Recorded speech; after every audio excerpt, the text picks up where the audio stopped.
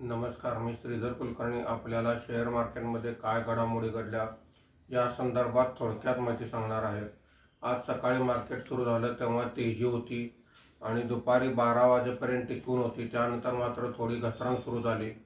तरीसुद्धा market संपताना Sensex हा 90 पॉईंटनी वाढून 73,738 वर बंद झालेला आहे।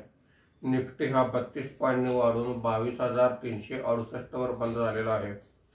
BSE telecom index 4.27%, BSE reality index 2.42% आणि BSE इन्फ्रा इंडेक्स 1% नी वर आहेत।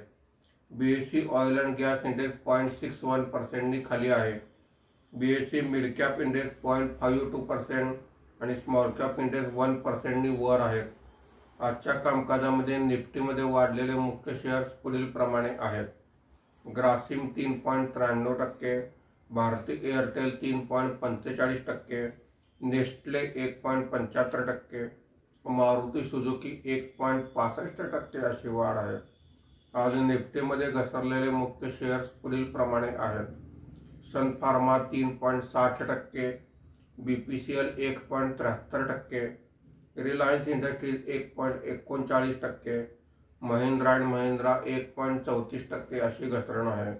आज FII ने 3,045 कोटी रुपयांची विक्री केलेली आहे। देशी वित्तीय संस्थांनी 2,919 कोटी रुपयांची खरेदी केलेली आहे। मार्केट बंद होताना रुपयाचा दर हा 83 रुपये 35 पैसे प्रति डॉलर असा होता। धन्यवाद।